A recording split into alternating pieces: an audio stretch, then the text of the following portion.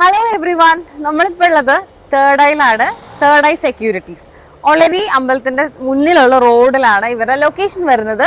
So വരാനൊക്കെ വളരെ ഈസിയാണ്. നമുക്ക് എന്തായാലും ലാഗ് ഇല്ലാതെ ഉള്ളിലേക്ക് പോവാം വിശേഷങ്ങളുമായിട്ട്.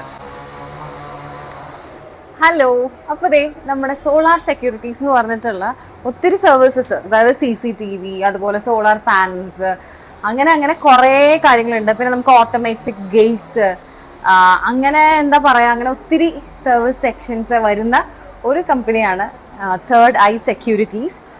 അപ്പോൾ നമ്മൾ ഇവിടെ വന്നിട്ടുള്ളതിൽ വിശേഷങ്ങൾ പറയാം. അപ്പോൾ സ്മാർട്ട് ടൈം ജോബ്സ് നിങ്ങൾക്ക് എന്ത് ചെയ്ത് തരുന്നു എന്നുള്ള വിശേഷങ്ങളും കൂടെ നമുക്കൊന്ന് ജസ്റ്റ് ഒന്ന് ഇവരുടെ ഓഫീസും കൂടെ കാണാം. കാരണം ഇതിലേക്ക് അപ്ലൈ ചെയ്യാൻ പോകുന്ന കുട്ടികൾക്ക് നമ്മുടെ ജോബ് ഹണ്ട് സീരീസിൽ ഏതൊക്കെ വേക്കൻസികളാണ് പറയാന്നുള്ളത് ഇൻട്രസ്റ്റിംഗ്ലി വെയിറ്റിംഗ് ആണ്. സോ നമുക്കൊന്ന് കണ്ടിട്ട് വരാം. അപ്പോൾ ഇതേ നമ്മുടെ ഈ ഒരു സ്പേസ് ആണ് ഇപ്പോൾ കണ്ടുകൊണ്ടിരിക്കുന്നത്. ഇവിടെ നമുക്ക് കുറേ സ്റ്റാഫ് സ്ട്രെങ്ത് ഉണ്ട്. കുറേ പേര് വർക്ക് ഫ്രം ഹോം ആണ്.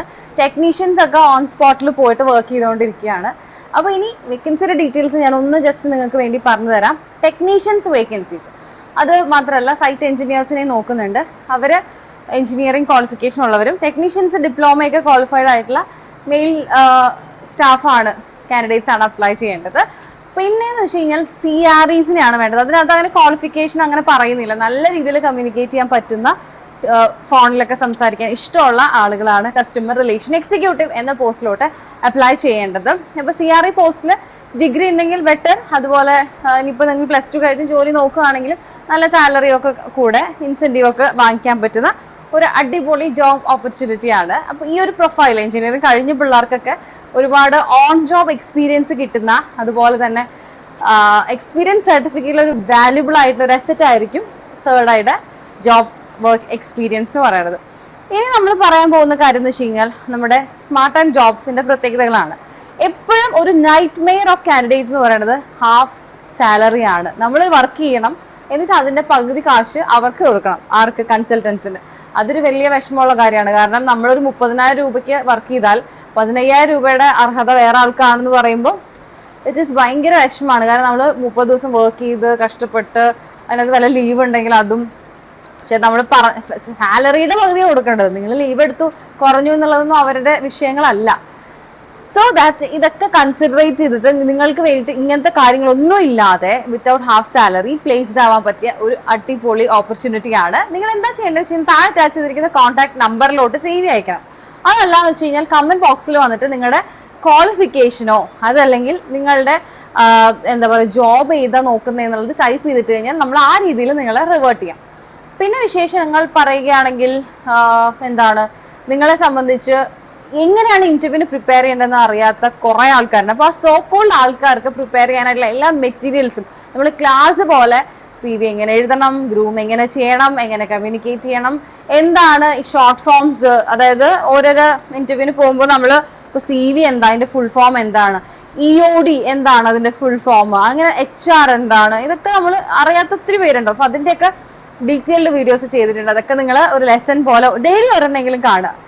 ഒരു 5 മിനിറ്റ് മാക്സിമം, അല്ലെങ്കിൽ ഒരു 10 മിനിറ്റിനുള്ളിൽ നിങ്ങൾക്ക് അതൊക്കെ അറിയാൻ പറ്റും. അപ്പോൾ പഠിച്ച് പോയി പരീക്ഷ എഴുതുക, സീരിയസ്നെസ്സോട് കൂടി തന്നെ ഇന്റർവ്യൂവിന് പോയി കഴിഞ്ഞാൽ നിങ്ങൾക്ക് വേണ്ടിയിട്ടുള്ള ഫുൾ ബഡ്ജറ്റ് അവർ റിലീസ് ചെയ്യും. അല്ലെങ്കിൽ 15,000 രൂപ തരേണ്ട അടുത്ത്, അല്ലെങ്കിൽ 20,000 രൂപ തരേണ്ട അടുത്ത് 10,000 രൂപ 8,000 രൂപയിലോ ഒതുങ്ങേണ്ടി വരും. സോ ദാറ്റ് പ്രിപ്പയർ ചെയ്യുക, ഗ്രൂം ചെയ്യുക. അപ്പിയറൻസ് വളരെ ഇമ്പോർട്ടൻ്റ് ആണ്. അപ്പോൾ എന്തൊക്കെ ലൈറ്റ് കളർ ഡ്രസ്സസ് ആണോ, ഡാർക്ക് ആണോ, അല്ലെങ്കിൽ ഇപ്പോൾ ഫോർമൽസ് എന്ന് പറഞ്ഞാൽ എന്താണെന്ന് പോലും അറിയാത്ത ആൾക്കാരുണ്ട്. അപ്പോൾ അവർക്കൊക്കെ വേണ്ടിയിട്ടാണ് ഞാൻ ഈ ലെസൺസ് ചെയ്തേക്കുന്നത്. പിന്നെ അതുപോലെ നമ്മുടെ ബെല്ലൈക്കൺ പ്രസ് ചെയ്ത് കഴിഞ്ഞാൽ നിങ്ങൾക്ക് ഇമ്മീഡിയറ്റ് ആയിട്ട് നോട്ടിഫിക്കേഷൻ വരും നമ്മൾ പുതിയ വീഡിയോ അപ്ലോഡ് ചെയ്യുന്നത്. അപ്പം ഇപ്പോൾ നമ്മൾ വേക്കൻസി സീരീസ് ചെയ്യുന്നതുകൊണ്ട് നിങ്ങൾക്ക് എപ്പോഴും പുതിയ പുതിയ പുതിയ കമ്പനീസിനെ അറിയാവുന്നതുകൊണ്ട് നിങ്ങളുടെ സ്ട്രീം ലൈൻ അനുസരിച്ചുള്ള കമ്പനികളുകൊണ്ട് നമ്മൾ എല്ലാ മേഖലകളെയും ടച്ചപ്പ് ചെയ്തിട്ടാണ് വേക്കൻസികൾ എടുക്കുന്നത്.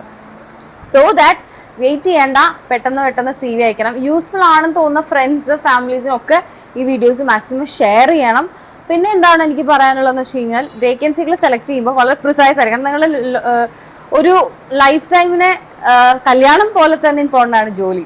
പിന്നത്തെ കാര്യം എന്ന് വെച്ച് കഴിഞ്ഞാൽ നമ്മളുടെ service period smart time job provider 1 വർഷമാണ്. അപ്പോൾ നമ്മൾ കയറി കഴിഞ്ഞിട്ട് നിങ്ങൾക്ക് അവിടെ ഇഷ്ടപ്പെട്ടില്ലെങ്കിലും നിങ്ങൾക്ക് എന്ത് ചെയ്യാൻ പറ്റും, അവിടെ നിന്ന് ഇറങ്ങി വേറെ സ്ഥലത്തേക്ക് പോകാനായിട്ടുള്ള ഓപ്പർച്യൂണിറ്റി എല്ലാം സ്മാർട്ട് ടൈം ജോബ്സിന്റെ രജിസ്ട്രേഷൻ കൊണ്ട് സാധിക്കുന്നുണ്ട്. അപ്പൊ രജിസ്ട്രേഷൻ ഫീസ് എന്ന് പറയുന്നത് ചെറിയ എമൗണ്ട് ആണ്. അതിനുശേഷം നമ്മൾ തമ്മിൽ ഫിനാൻഷ്യൽ ടേംസ് ഒന്നുമില്ല. Very simply you can place in A very reputed company.